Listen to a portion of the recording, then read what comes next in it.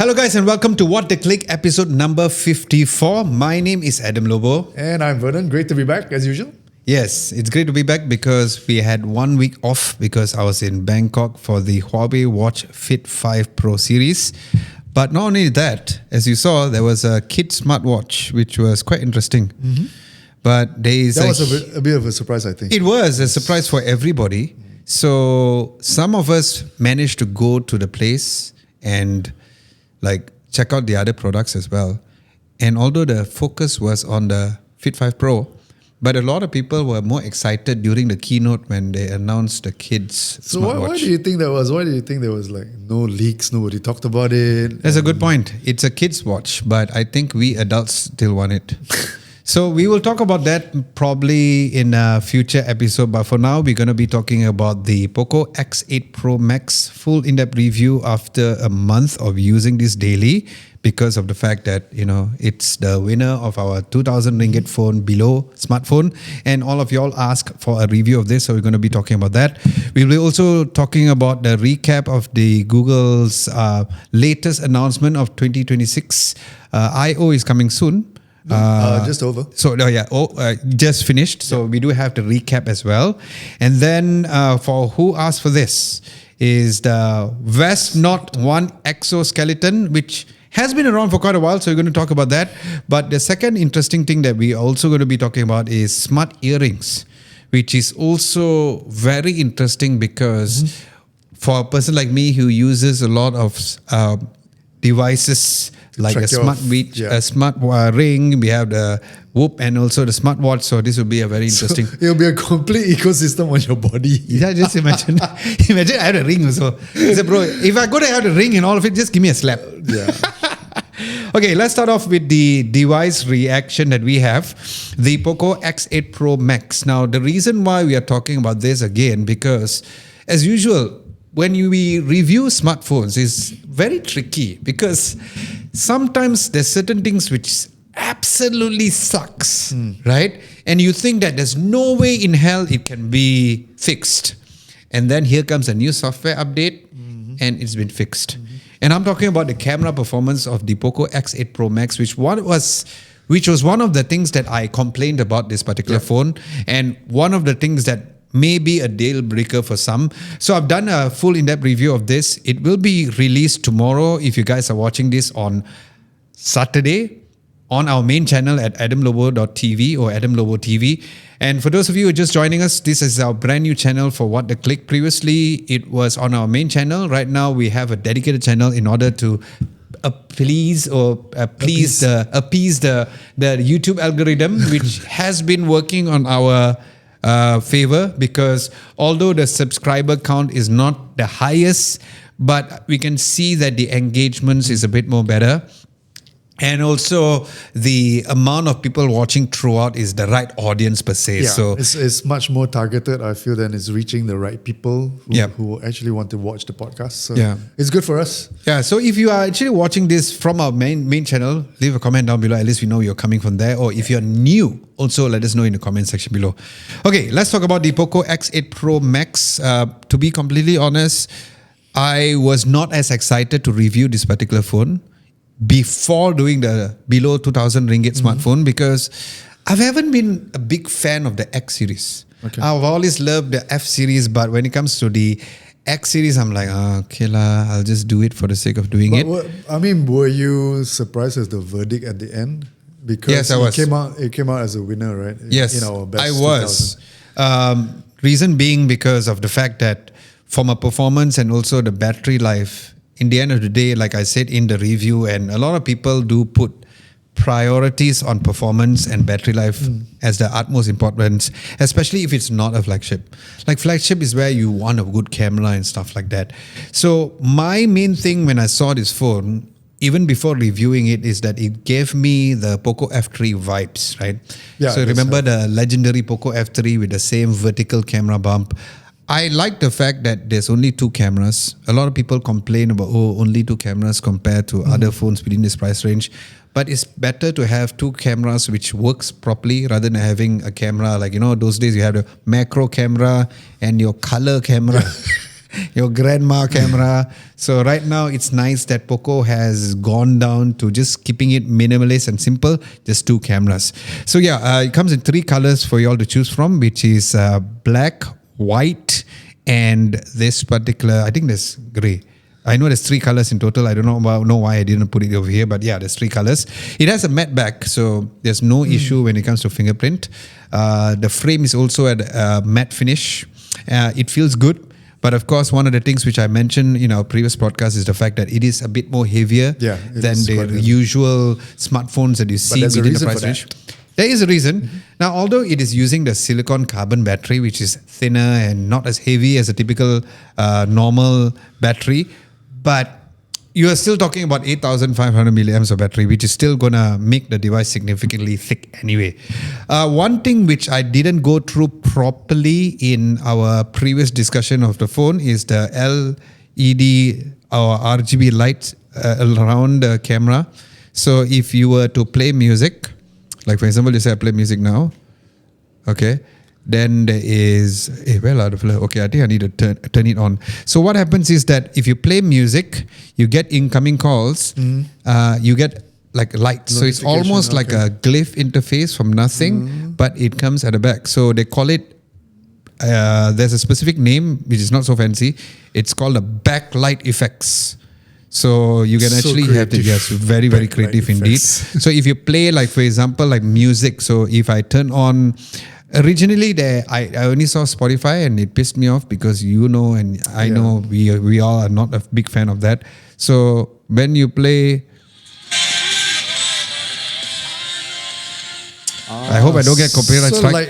Is a ring light. Yeah, so it's like a ring lights around it. So if Nicholas, if you can just show this particular camera, yeah, so it is how it looks. I hope I don't get copyright strike because I'm playing Seven Dust. Very nice, the new album. So I also noticed that it gimmicky, works, but yeah. So that's the thing. It depends on which camp they come from. Some people may call this gimmicky. Some people like, oh, I like what Nothing has done, but this is a POCO phone.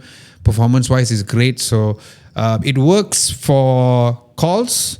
So incoming calls. So people who like MKBHD only. I do not know anybody else who does face it. Down. Who face down. See, you know what exactly I meant. Face down. If you get a phone call, just say your wife is calling. You put it at red color because you need to pick it up. Then you know. So Marquez doesn't use the vibrate. I do not know. So that's a good question. It also works for music. It doesn't. I mean, it follows accordingly, but I wouldn't say like it's like mind blowing. Certain games like Call of Duty Mobile and also PUBG Mobile has game lighting effects as well at the back. Okay.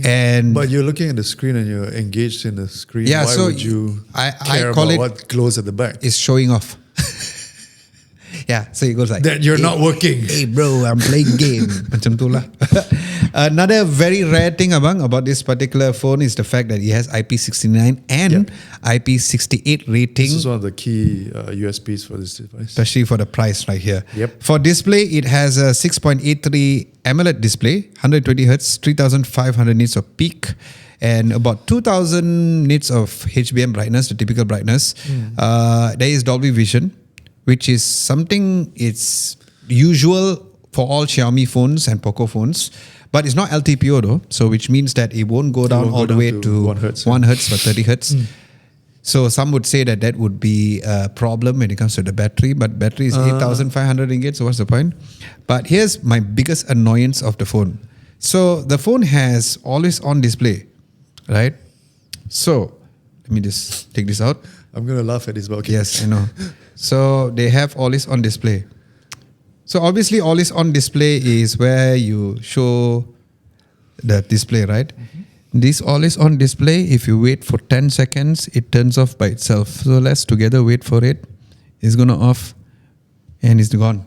So I think what they should do would be the correct move would be sometimes on display. That's literally a screensaver, bro. So it's not always on. So you know what's the short form? SOD. SOD, yeah. You put A then in system offer down. Screen offer down.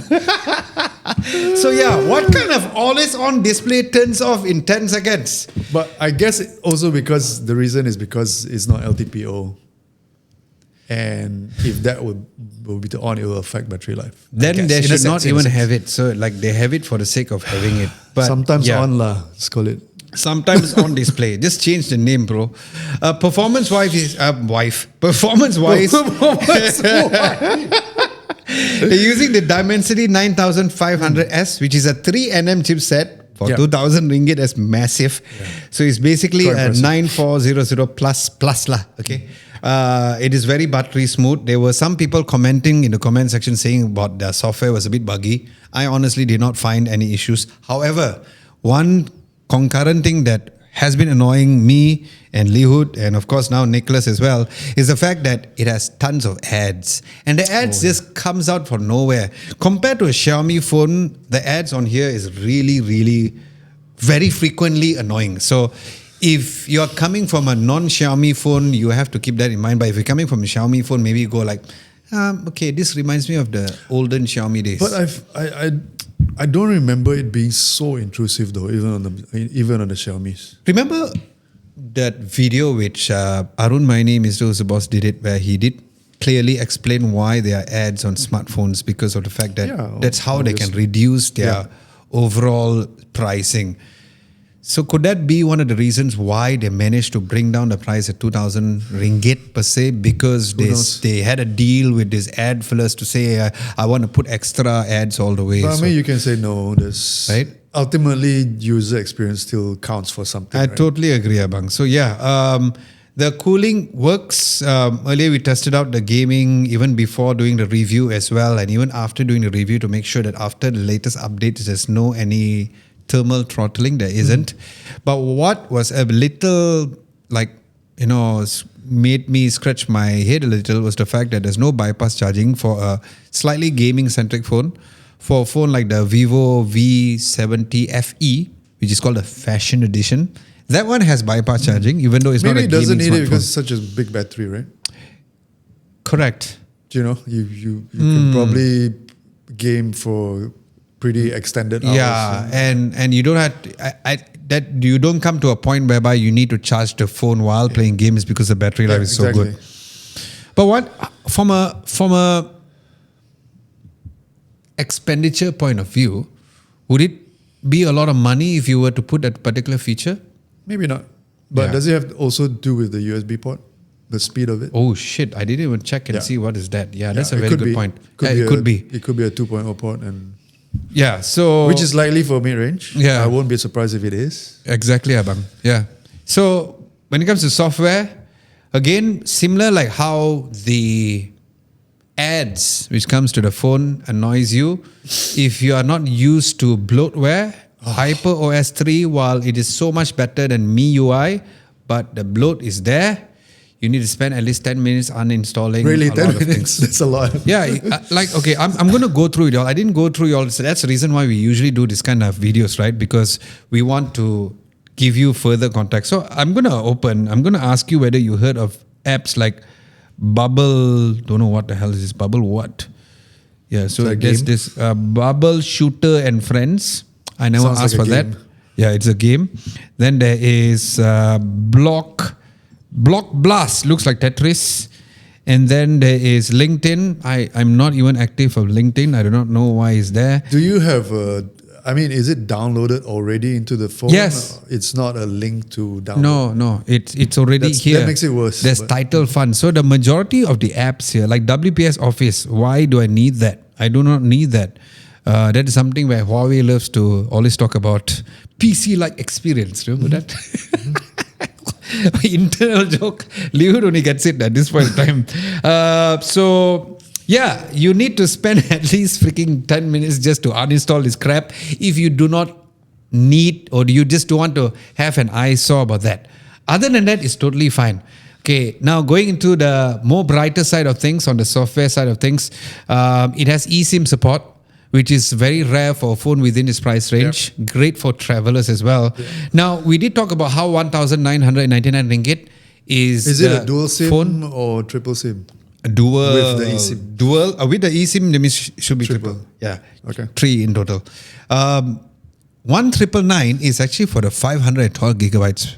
And not everybody needs that. So technically, you can get this phone for 1799, which also is even more exciting, right? For people to get this. Software updates for Android is 4 years and then 6 years of security patches. Very good. Yeah, good for the phone within this price range. Now, I did talk about the software update, right? So the camera specs is 50 megapixel main, 8 megapixel ultra wide and 20 megapixel selfie lens. So there's no telephoto lens. Like I said, it's just 2 camera lenses. But we all know that the 50 megapixel sensor is going to be great. Based on my first impressions and first testing out of the ultra wide lens, it was very muddy. It was especially very like horrendous at night. I mean, it's an 8 meg, so yeah. So that's why I thought. But after the recent software update, suddenly out of nowhere, it looks good. because they shipped you a 50 megapixel sensor. Yeah, could be together. They inserted it via OTA update. We'll just call the XOTA. XOTA. Because Huawei said that their In a OTA box. is called HOTA. Huawei on Oh, the really? air. Oh, yeah. Yes. Yeah. So Forgot about that. yeah. So okay. Let's go into what the improvements are and what are still not very good are the cameras. And if you guys want to see the camera samples for the video and the photos, like I said, it will be posted on our main channel, Adam Lobo TV. But photos in good lighting obviously is great. But after the update, even at night is good. Mm-hmm. You can zoom up to 10 times, which is the maximum zoom. Because from 2 times onwards, or 2 times is already digital. But the portrait mode was great. I took a portrait photo of Jiwan and Gwen. And for the 1-time zoom, the edge detection was great. But I was surprised because one of the photos, Gwen actually looked towards the side and I can see a ponytail. And he actually got good edge detection. So using computational. But it is good that it's really nice for 2 times mode for the portrait. The biggest weakest spot here is actually the video because the ultra wide lens records up to 1080p, and you all know how much I feel about 1080p recording. We talked about it before. Yes, we always talked about it. But wait. Is there OS? No, I don't have. Oh, I see. So that's the problem. But because it's 1080p, they seem to do a better job at making the OIS looks decent. So yeah, the main one has OIS. The rest of it, the ultrawide does not have. Although the 2 times photos look good, but when it comes to video, you can see some level of blur. So again, don't bother about that. The front camera also records only up to 1080p. Dynamic range is horrendous. Stabilization is okay. So bottom line, when it comes to photos, it is fine, but when it comes to videos, it's not.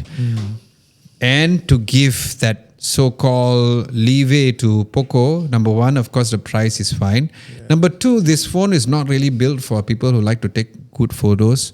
I think the F series makes more sense because that is something like your so-called flagship per se. So that's good.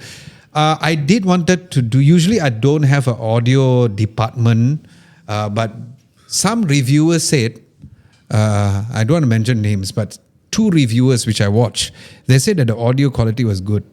I don't think so. It sucks. I haven't yeah, it sounds very hollow. it, yeah. So it sounds very hollow, whether you're listening to, like narrative stuff or you're just listening to music. But then it's Dolby Atmos certified. I don't know how they get the certification though, because when it comes to audio quality, it was really not good at all. It was absolutely hollow. But the saving grace is the fact that it has Bluetooth 6. So wireless audio, or Good if you latency, latency is great. Even audio quality, depending on the buds that you use, it is also very good when it comes to that. Now the battery life is the main thing. 8,500 milliamps. That is really massive. Consistently getting 2.5 days at least. Sometimes up to 3 days, depending on how much heavy that I use. Like I said, I've been using it for a very, very long time and it's been great. It has 100 watts of wired charging and 27 watts of reverse wired charging. I was about to burp. That's why I'm like, yeah, I don't know why you... Appreciate your honesty. So it is good that they gave 100 watts of wired charging because imagine trying to top up 8,500 milliamps of battery. So in my video, I said that, if it's imagine like it's 40 watts wire charging or 25 watts means then it'll take you until the next Hari Raya for you to charge at 8,500. So 100 watts makes sense, and the charger does come inside of the box. Some may argue that there's no wireless charging, so it's like, alamak, why I don't have? But then again, 1,799 ringgit or 1,999 ringgit is totally awesome lah. So the verdict is that for a near flagship performance and insane battery, 1,999 ringgit with 512 gigabytes of storage, this is your 2,000 ringgit below smartphone of our choice. And a lot of y'all agree as well. Mo suggested to do another video where we up a bit to 3,000. Yeah, so yeah, that would be interesting. 2 exactly. to 3,000. So yeah, so he told me that just before he left to Korea. So he told me, he said, hey, maybe you should do a 3,000. Then he showed me the search results. And I also noticed that this particular video did get a lot of Malaysian viewers compared to our other reviewers, where we do have a mixed crowd of people from India and UK. So I guess we will most probably do another video. A lot of people ask why there's no Realme and there's no Honor. Honor, y'all know why. But Realme, because Realme doesn't want to give their phones. So does Oppo. So the thing is that it's not like we do not want to review the devices. We would love to, but if the brands are not going to give it to us, then how are we going to review it? We can't like go out and buy. We are not making that much money yet. So yeah, very good phone in the end of the day. We did mention the last time around, but we decided to do a full in-depth review because that is something that you all have asked. So be sure to check out the video. If you guys are watching this on a Saturday, it'll be released tomorrow on our main channel. Okay, Abang, I talked a lot this time around. You talked a lot. So now it's your turn. Do. Let's talk about the Android show. All right. The I/O edition for 2026. You have 10 things to tell us what matters and what does not matter and what's the issue. Yeah. But for those who never watch that or just want to have like a TLDR, like how you do your amazing articles, give us the lowdown of this. So Google I/O just concluded 2026, and I think it probably was the biggest Google I/O in terms of announcements that I've personally experienced, and I think some people think so too. It was huge. There were, I believe, 10 key announcements. It's a lot. But for the sake of time, I think let's just focus on two big ones that I think are worth mentioning. Number one is Google Book and Android 17. So Android 17 is the next generation Android release. All right. I've been covering a little bit of the beta on the website. It's good. Oh, really? Different. Yeah. Oh, yeah. Tell us about that. Google Book, well, literally Google saying we're killing the Chromebook. Why though? I'm trying to understand. I mean, why are they suddenly killing it? Is it because... Hint, Apple. Yeah, so that means they are saying that, because the Chromebook wasn't as good enough, so we want to kill it because it's been like giving bad name. I'm trying to understand the logical explanation here. I think the Chromebook occupied quite a interesting niche, especially with the students and the education crowd. Okay. Super cheap devices. You can get a Chromebook for $500. Really? 500 ringgit. Wow. Really cheap plasticky things with crappy screens, kind of stuff. But running Chromebook OS, which is a desktop OS. I mean, it's like a browser OS. Almost like a mobile kind of. Yeah, it's Chrome engine, right? And the big draw of that is really affordable, and schools use that. Got it about. Acer was like the number one Chromebook producer in the world. Obviously, there are other manufacturers. Asus, Lenovo does it. Yes, correct. Samsung also has their Chromebooks.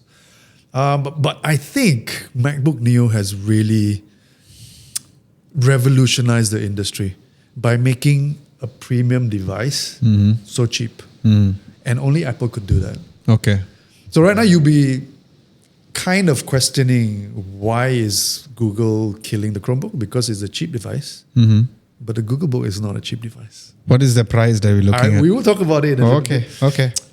So what's important is the Chromebook, the Google Book runs a new Android-based Aluminium OS.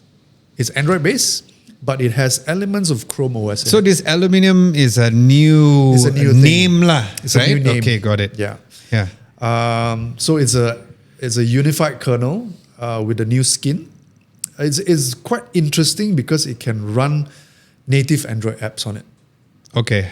Okay, with a desktop class window management, that's what they say. It's a little bit like iPad OS trying to be Mac OS in a sense. Got it. So there's no mobile app scaling issues like, you know, how when we had Instagram on the browser and it looks weird. Yes. Because It's like of the how ratio. like Android OS on TV took a while for it to look good, right? Yeah, it takes a dedicated kind of UX Totally agree. to give you that. Yep. So what's interesting about Aluminium OS is the magic pointer. Oh yeah. You know I how heard we about have this. the cursor on our desktop screens, right?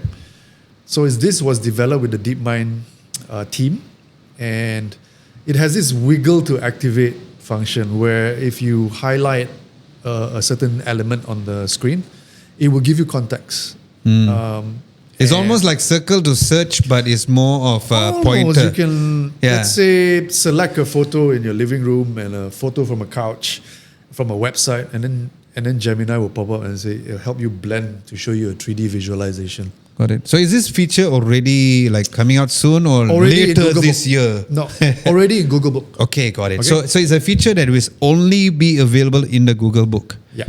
Okay. Yeah. So it's not like Aluminium OS. Got it. Aluminium OS. So this is one of the Not on Windows or any other. No, Okay, this got is one of the key features of the Google Book. Number two is, you know how in traditional sense when we have apps, let's Yeah. say on a phone or tablet, you have icons and stuff like that, apps within an icon. Instead of pinning static apps with Google Book, you can prompt Gemini to say, "Hey Gemini, make me a widget that tracks my Shopee delivery, my flight to Penang, and my daily steps." Got and it. it will build literally a live data tile on your desktop. So you can It's create. a different concept of apps per se. You can basically build very contextual stuff that applies to you. Got it. And I think that's quite interesting as a concept. And you don't even need to install apps on Chromebook, Got it. on Google Book. You can cast your apps from your phone, let's say a Okay. Pixel device, into a window and use your laptop's keyboard and trackpad to access that, which is kind of interesting. So this create my widget is only again for the Google Book. Yes. Wow. If only like this particular feature is on the Pixel devices or even Android in general, kind of cool, right? I think they could probably, but then you don't have a cursor per se within That's within a phone, right? Yeah, the So create my widget. What I meant is that you know how we have like certain widgets that we want to have on our phone, but you are waiting for the developers. Honestly, they could do it because it's Right? based on Gemini anyway. Yeah. Maybe it'll come with. So like Android for 17 example, later. I find like the Todoist widget on our app phones are not the best. It looks very clunky. It doesn't look as good. Even Google Calendar, I feel like it's not nice. Can I have like Google Calendar from like give me a customized option like from 12 to 6 o'clock. I don't want to see anything else, right? So imagine creating that on your phone. That'd be kind of cool. That'll be awesome. Yeah. So something that we talked about with the glowing and the Oh yeah, and that the thing on the glowing. phone. So this has been teased a lot. Really? I think you've seen rumors and leaks on the glow bar, and we thought, okay, if the Google Book was just about the glow bar, then it'll be It's called kind a of glow bar. gimmicky, right? It is called a glow bar. So Okay. it's an RGB strip on the lid. Yeah, I saw it. So I didn't know it's not called just- a glow bar. Yeah, it's not just branding, but I guess it brands the Google Book in some sense. Although what Google is showing with the Google Book is just a reference hardware device for other manufacturers to build their own versions of Google Book, just like they did with Chromebooks, right? You've noted here that, which I think is kind of cool, is the fact that it will also pulse to show that Gemini is thinking. Yes. So my question is, do we really need to tell other people that you're accessing But it looks AI? cool though. It's like, it's I think it's cool. It's cool, but is it functional? Okay lah. Okay. You know, for me, it's a bit gimmicky. So this Google Book, Yeah. is not going to be tied into any one of the other brands. Like it will be like a Lenovo Google Book, for example. Oh, there is. Yeah. It's like a Chromebook. So it's the same. Yeah, it's exactly not like a total revamp, like a book by its a new own. product line. Like not It's a like new product line. MacBook Neo, for example, where it's it's an Apple product by its own. It's not. So you still have that so-called. So Google Book is like a platform where manufacturers can so build their you own can imagine versions. at the back there's Lenovo or Yes. Asus, and then after there's that thing there to tell is a Google Book. Exactly like how they did it with the Chromebooks. Okay. So just to give you an idea of what hardware features that Google Google has specified for Google Book. Operating system obviously will run on Aluminium OS, which is they call Android-based intelligence system. Okay. Processor will be either the Tensor G5 or the Snapdragon X Elite. Wait. Tensor G5? I mean, it's very NPU focused. Right? So I'm not surprised with that. Snapdragon X Elite has not been getting a very good response from people. But I guess things so improve already at this area, we already can see that the A series chip from Apple is gonna whoop ass. I know. Because so the this thing is a that bit of a surprise. I'm actually going into this just knowing the surface.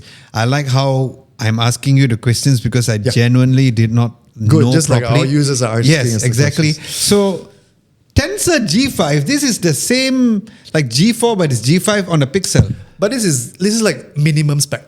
Minimum spec. Oh, so obviously, it's there's gonna going to be Tensor G6 and new generations. And Oh, got it. So This is it just might be minimum spec. So they are either going to do it a Tensor or Snapdragon, depending on the depending on the brand and the label that they go with. Yeah. This doesn't sound convincing to me, but okay. So the other thing is in terms of memory, they have specified 12 gigs to 16 gigs.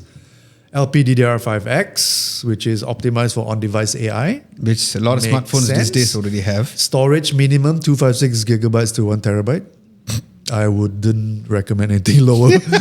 Yeah. Displays anything from 13-inch to 15-inch OLED or UFS IPS. 4.0.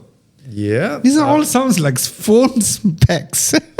It is. I mean, in terms of even the processor and platform, right? It's Right. very mobile focused. Bro. Okay. Ports. 2 USB 4 ports or Thunderbolt 4 ports, which is nice. Thunderbolt 4. That's nice on a phone. I mean, on a laptop. Okay, this one is interesting, right? Yeah. Specifies the build quality. Build quality has to be full aluminium or carbon fiber chassis, which is interesting because the with name of the OS is aluminum. Because with Chromebooks, you got anything from plastic to plastic. Oh, yeah, man. You know what I mean? Yeah, man. That is true. And battery life 12 plus hours, which makes sense. Okay. Okay, before we talk about anything else, let's just touch on Android 17 for a little moment. Oh, yes, please. Yeah, I want to know more about that. Because I think you have also talked about this and even talked to Samsung about agentic OS and agentic AI on platforms like mobile OS or even desktop or even TV. Betul.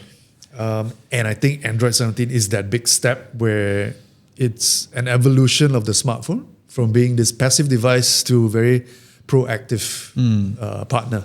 And Google is literally rebranding the platform as intelligence system. A little bit like Apple Intelligence, but this is Gemini Intelligence. Okay. And the agentic core is the one that is going to be the driver for Android 17. Again, we talked earlier about the traditional app grid and whether that's possible. Yes, Android 17 actually has that as a core kernel.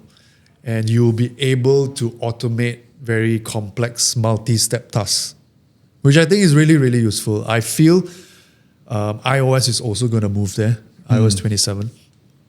And something that we also talked about and covered last podcast was Nothing Essential Voice. Wow, a lot of people are doing this. Yes, Android 17 has this thing called the new Rambler tool, where it cleans up your audio and it's like the Whisper Flow, which I talked about, which a lot of people are absolutely. using. So we're all moving in the right direction. And I feel this is probably one of the most aggressive shifts in terms of Android this time around. Yeah. So I find the multi-step app optimization is really, really useful. Like for instance, you say... Yeah, give us an example. So a prompt could be like, find my flight details from Gmail and book a Grab for me for that time to send us to the airport. And then message my wife, the ETA. I don't know why you cannot tell your wife at home, but yeah, okay, something like that. And Gemini will execute all 3 steps in the background and only pings you for confirmation. So there's a bit of a human in the loop. Why does this sound like it was talked about last time? No? Oh, no. I Not thought full. it was something like this where they wanted I to think it's do. a Maybe little it's bit just more extra. maybe just 2 actions. Maybe now it's 3 more actions. Yeah. Okay, got it. So that's- when is this coming? Like when Android 17 is this rolled out for every device or specifically for the Pixel device? Android 17. Lovely. Okay. There is no information on when it's rolling out, but because we've been running Later this year. we've been running out the betas, till Well, we beta do 4. have a Pixel device downstairs, so Yeah. we can probably see whether the beta is out and then we can kind of make sure that this works. Because, my biggest pet peeve is for any company is that they'll mention it and then God knows when it'll come out, right? Yeah. So, But yeah. I mean, Android betas have been very stable. Yeah, that's just true. like iOS betas have been Yeah, very that's stable. true. And the beta 4 is very close to the final Okay, one that we see. nice. So the third thing I think which is very interesting is called verified banking protection. It's literally the bouncer. It's a massive feature, I think, also for Malaysians if the feature was coming here. Yep. I hope it comes soon. It's basically a digital handshake with your bank. It's to verify a caller when it comes in, if it's a scam call, whatever. And if the digital handshake fails with the verification, the phone blocks the call before it even rings. Yeah. So it saves you from spoofing. and This a lot is of the scams. fantastic. Yeah, But fantastic I feature. am not confident that it'll come to Malaysia. Because you know how all these cool features all won't come to even the Malaysia. iOS ones, the scam calling thing. Yeah, it didn't come. come So here, right? it's always the case. It's like we know that it would be so beneficial for us Malaysians, but we usually either won't get it or we'll get it last. Yeah, So this sounds good. Hopefully it does come to Malaysia as well. very useful because we get a lot of scam calls. Yeah. Next one is called Pause Point, Ooh.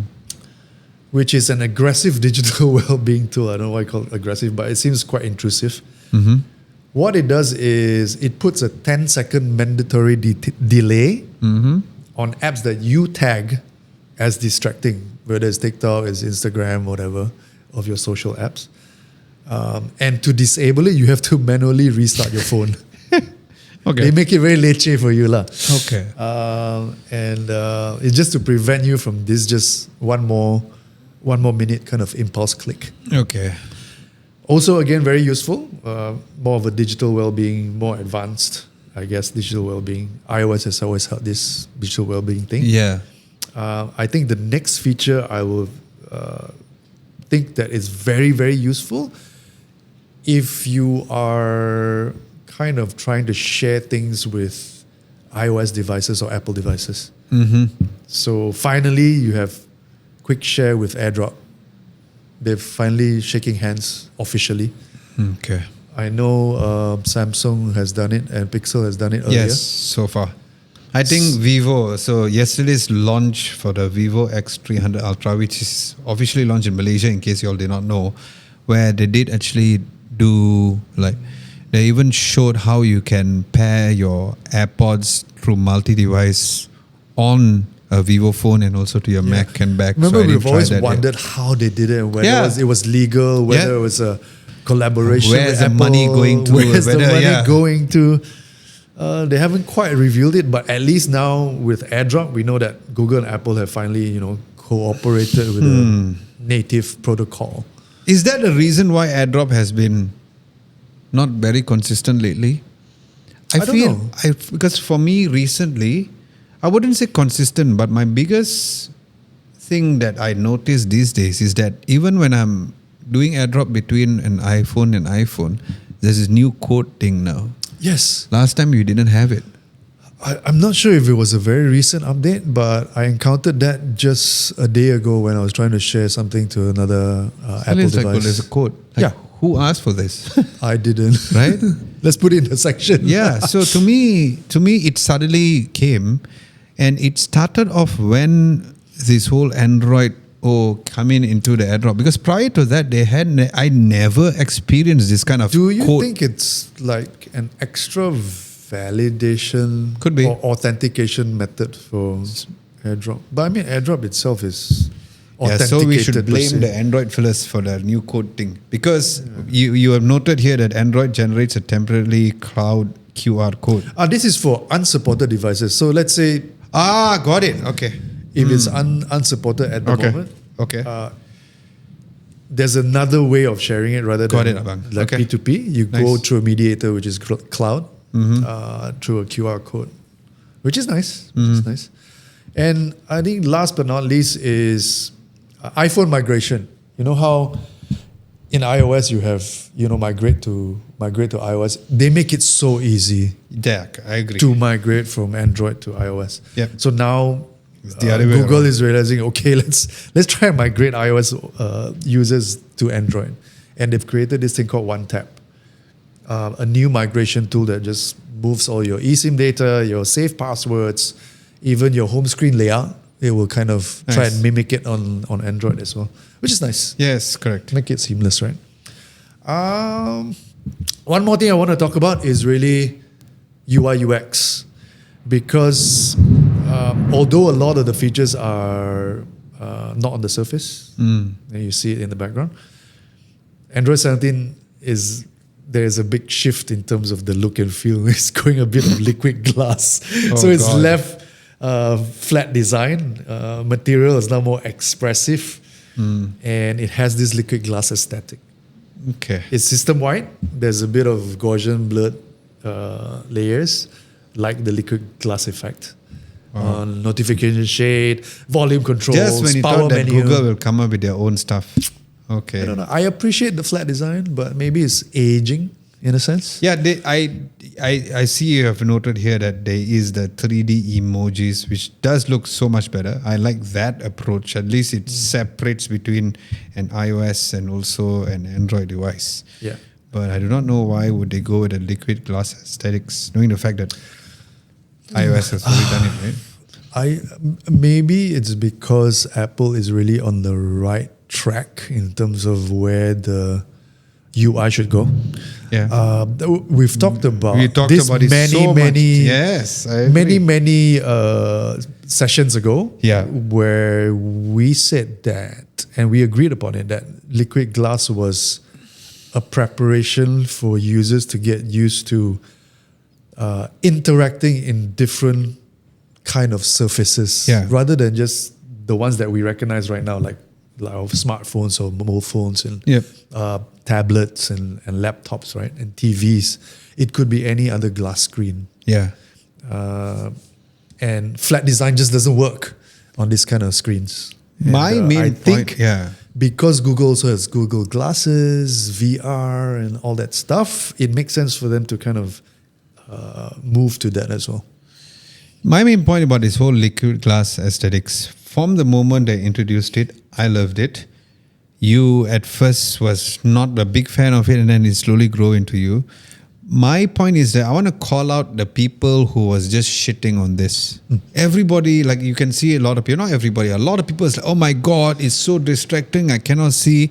If it was so bad when iOS or the whole Apple ecosystem introduced it, then why is everybody on earth, every smartphone company, every UI, UX is following the same aesthetics?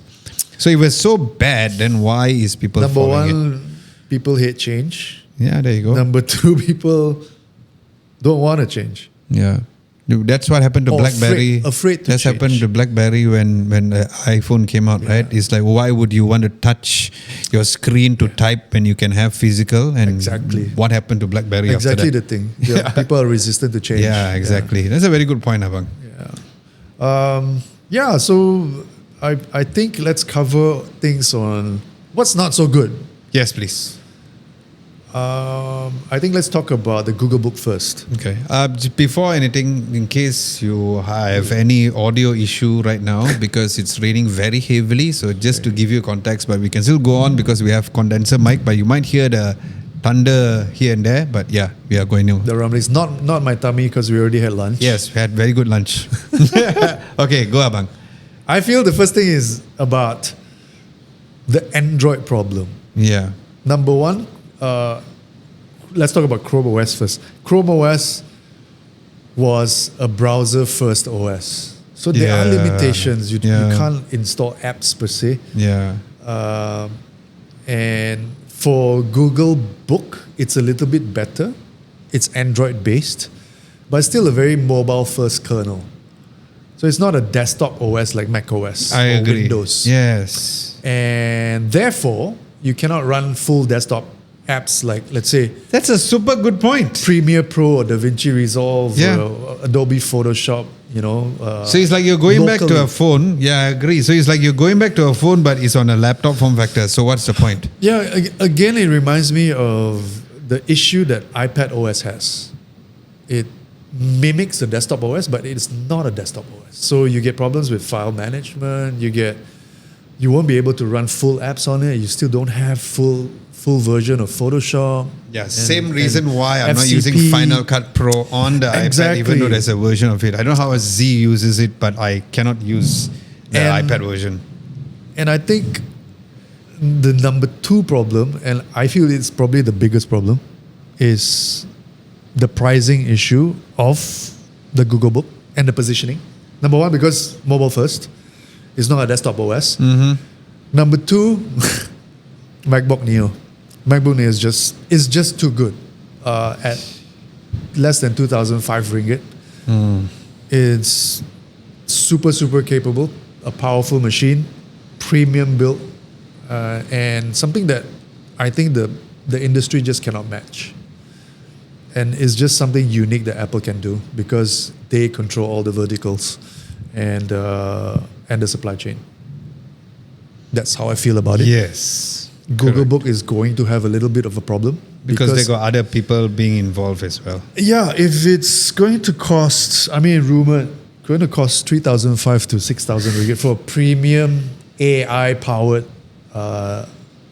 notebook, it's not going to work because you can easily just buy a MacBook Neo and have a little bit of more money in your wallet to spend, and with a more capable machine, I feel personally.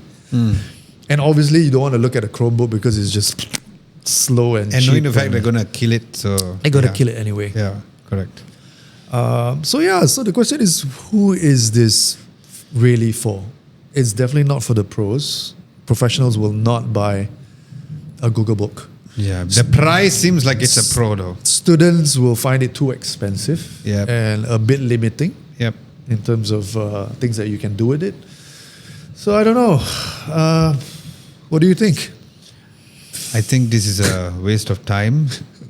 If it's gonna directly, if it was on a Windows platform, I still think that it would sell better. Agree. Because again, Agree. yeah, so you can have, because I like those features like you mentioned about the Rambler, you mentioned about the create my widget, and the magic pointer is cool, but I don't know what their main goal is. That are they running away from Microsoft Windows in total? Because if they're running away, they're still having collaboration with other brands.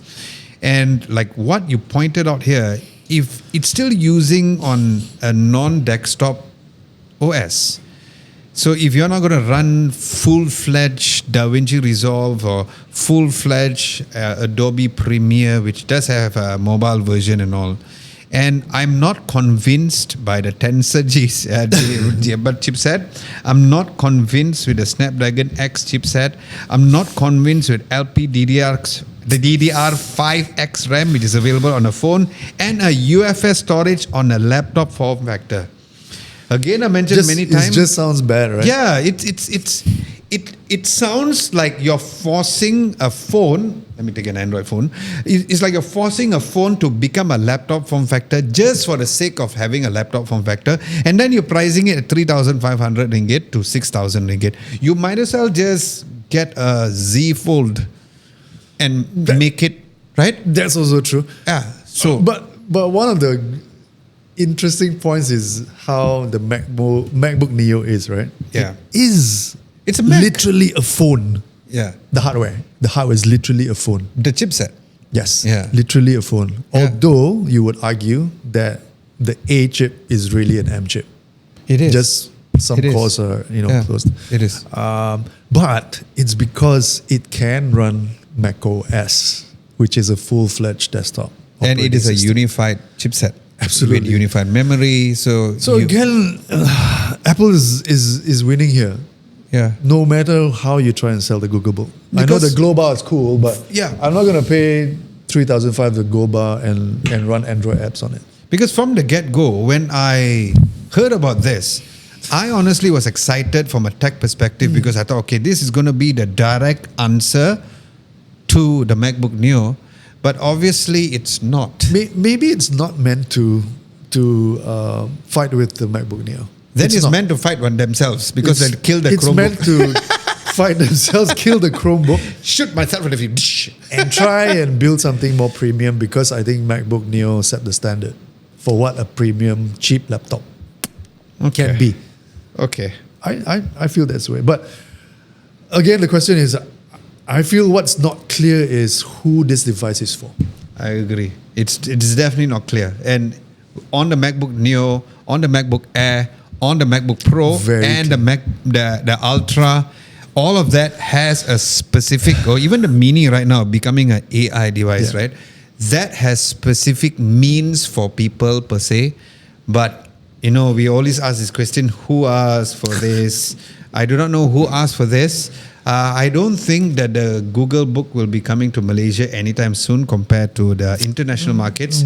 So we will just have to wait and see. I do not know whether we'll get our hands on a device. But if I were to get my hands on a device, I'm going to pass it to you to review it because you know the overall operating system so much better in terms of a laptop form factor compared to me because I've always been a Mac user. I know my feedback sounds like I'm a very pro Mac user. Maybe there is a certain point, but I was excited as a tech guy when they announced this to be that answer towards the MacBook Neo, but it's clearly not. And I feel like if we are already trying to figure out who is this laptop for, imagine them. Yeah. Because by that, the users we know already, when they marketed the product, they should know, okay, this is for students. Yeah. Right, Yeah.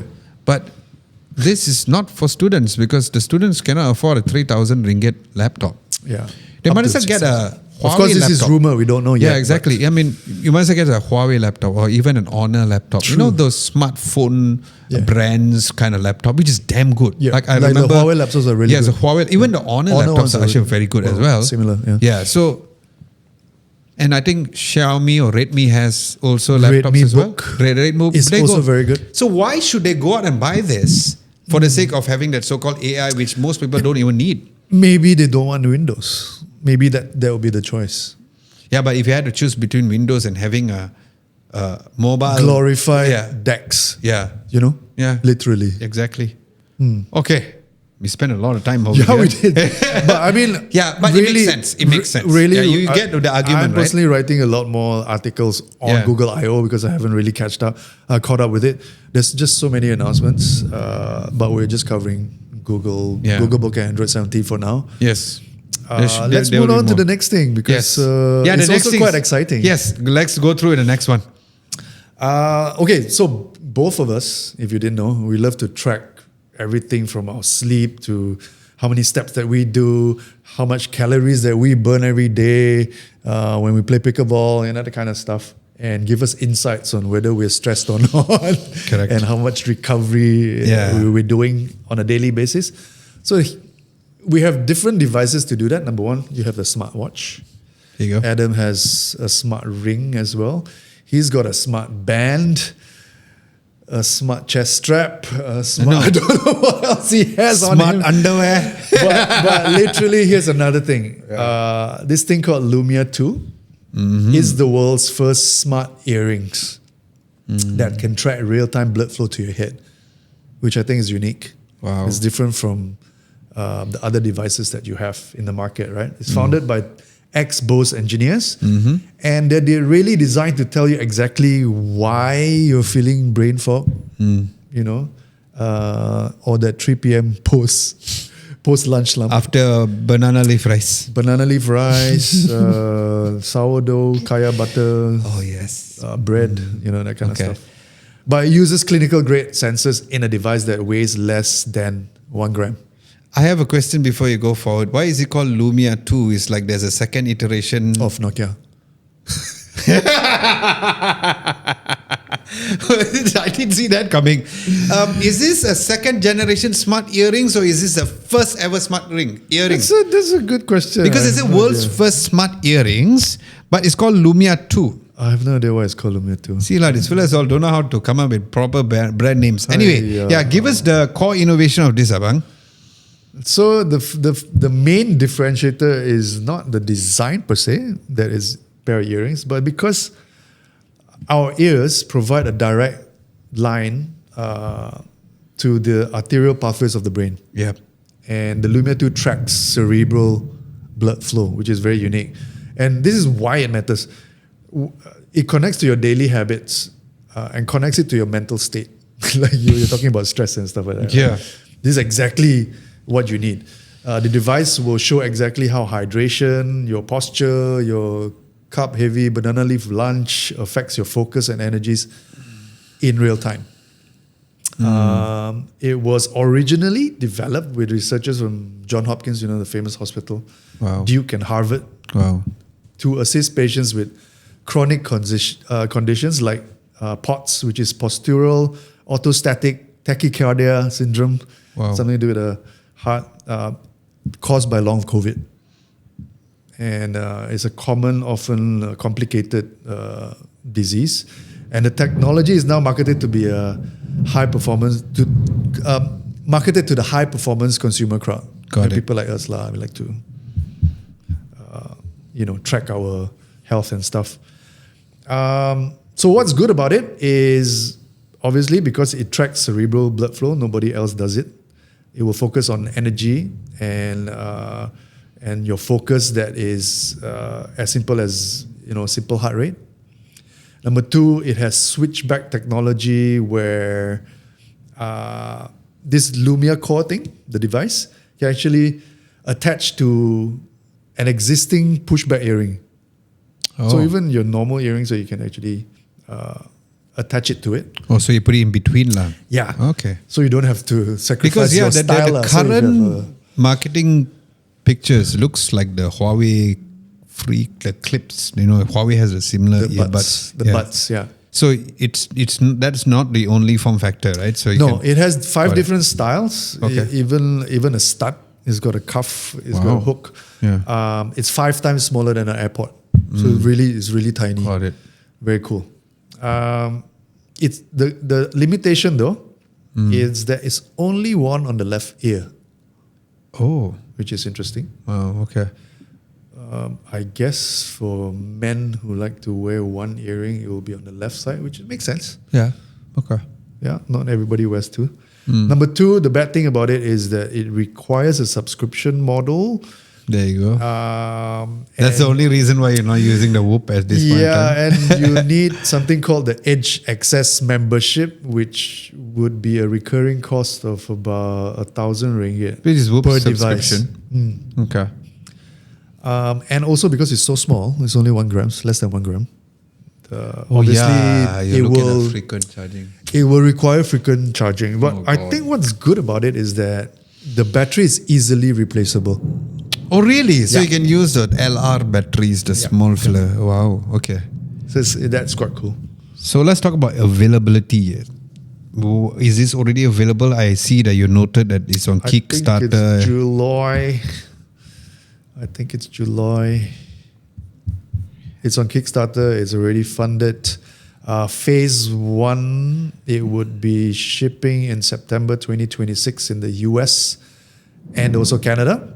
And phase 2, late 2026, 2027 will be global expansion. So it will cover Malaysia, Singapore, Europe.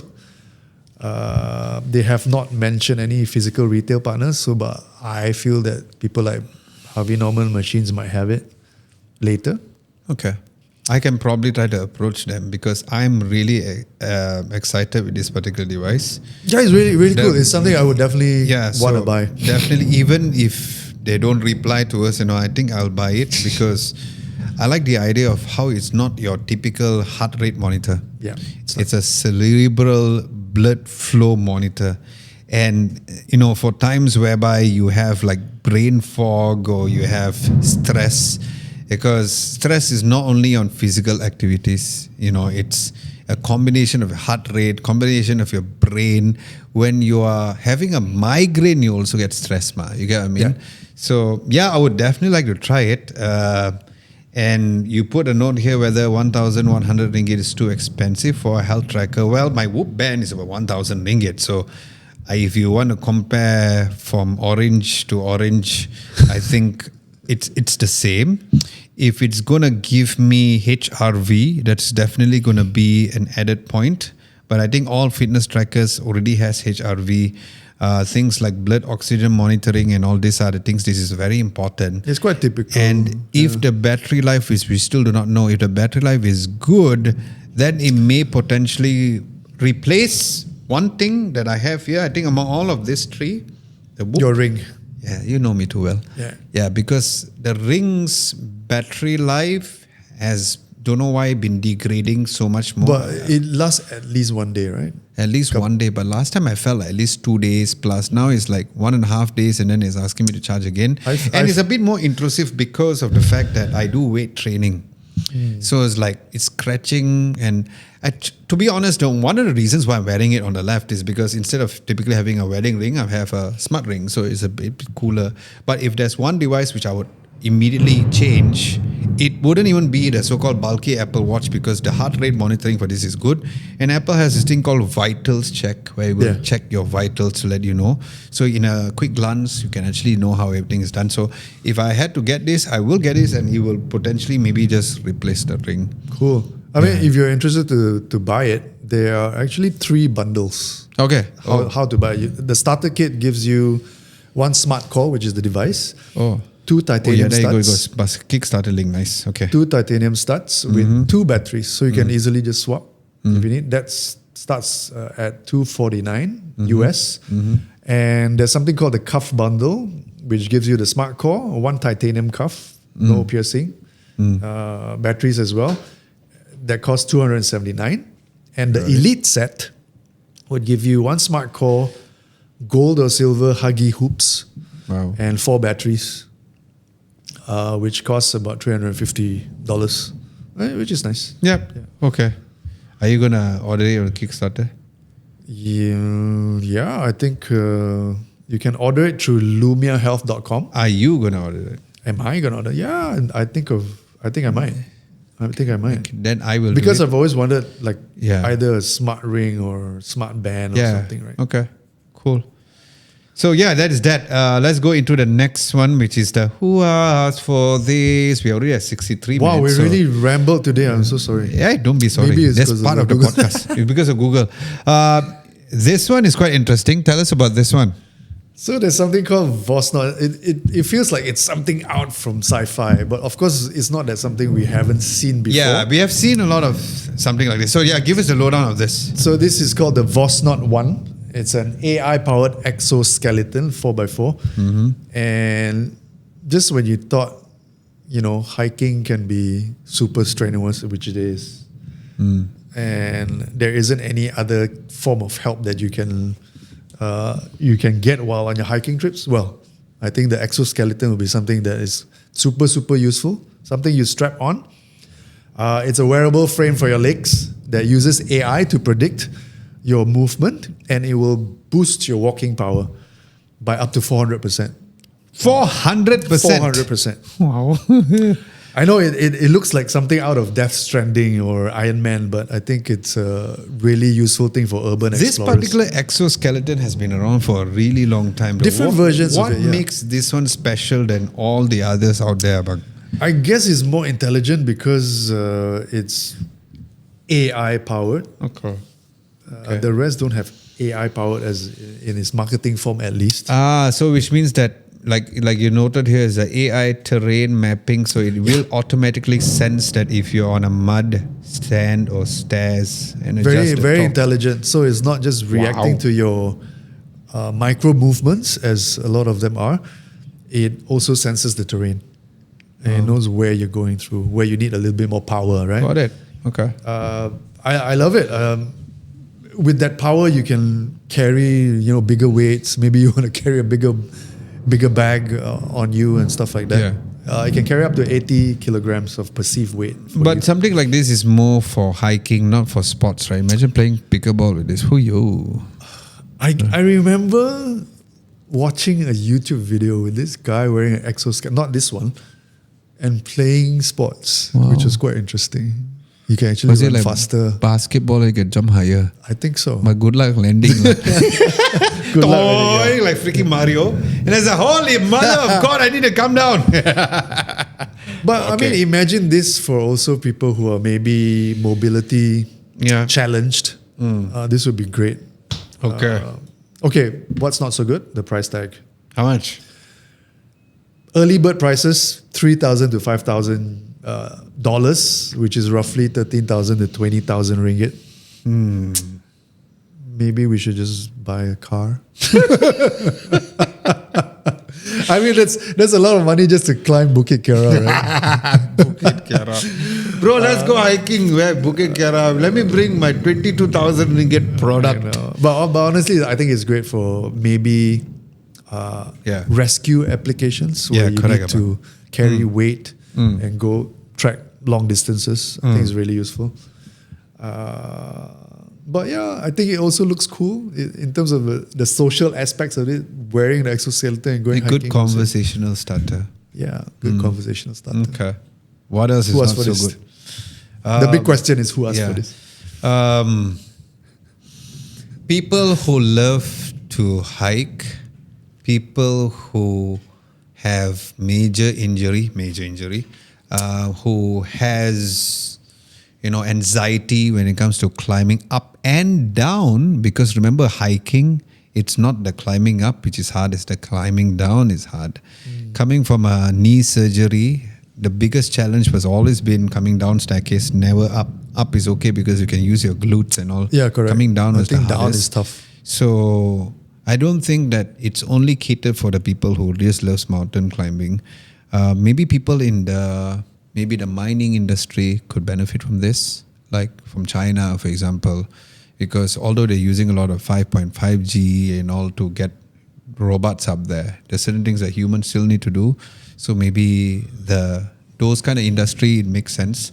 They would have asked for this, but for someone like me, I would use this for a while, spend so much money, and then it's going to be something whereby like the biggest factor for me that I feel why I didn't ask for this is what you noted here, very good point. Battery anxiety.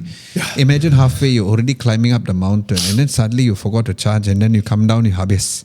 You need to come down with a bunch of metal thing tied to your leg because you forgot the battery, so you bring extra weight to come down. Yeah, I'm up ready. Alamak, bro, good. Battery gone. Then after you come down. I mean, that's a good point. Yeah. How about you? Did you ask for this?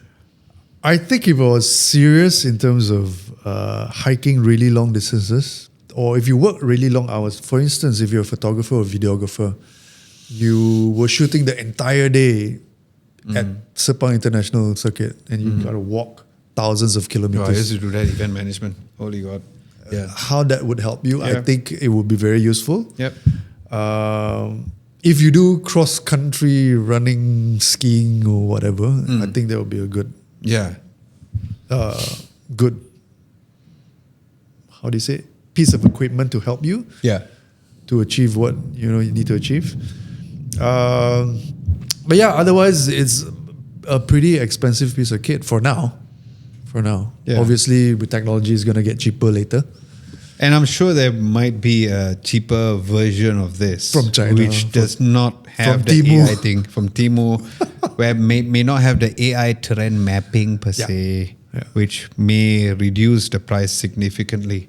Because 13,000 is still okay per se lah, but when you go up to 22,000, that's where you. Be But like, I mean, the bro. good thing is it's not a scam. It's already hit its Yeah. funding goal Yep. by oversubscribed many times. Yep. And it will be shipping. It's Yep. shipping in July. So yeah, it's not a fake thing. Is going to happen, Nice. and it looks good. It looks very polished. All right.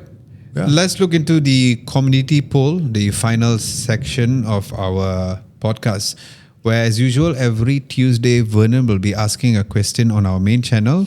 And that's why we'll be asking question. We will answer over there. We will react to that and also read your comments during the voting session that you've done.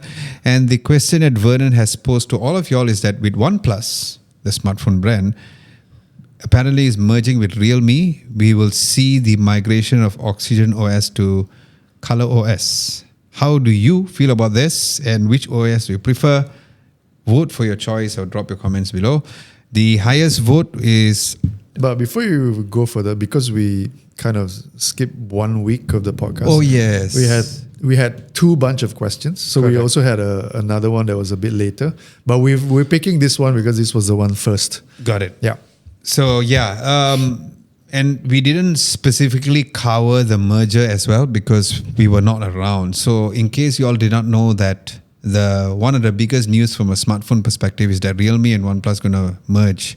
We had that conversation about how OnePlus is going to close down. I guess this does prove to that. And this is being covered extensively on the website. So if you were to look for Yes, please. stories on Yeah. Realme and also OnePlus merging, there are a couple of stories Yeah, on the website. even you did a very nice timeline of Realme Yeah. and stuff, which is kind of cool. So do check it out at our website at www.adamlobo.tv. So the votes are, I am team OxygenOS, which is 38%, which is also me. Oh, it's me. Because that's one of the reasons why I love OnePlus phones anyway, and that's Yep. why... Crown jewels. Yes, and that's I think why even Marquez Brownlee uses it.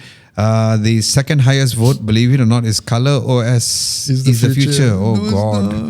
not. Number 3 No is choice. number 3. No, they got a choice because your number 3 choice was good, which is I don't care. One UI is my I thought that forever would be favorite. you. Yeah. No, I like OxygenOS. Yeah.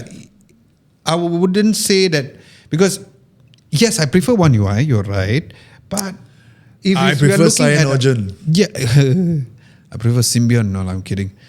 So then I use an iPhone 14%. Okay, we really know already where all our users we come know from. where our readers are. Okay.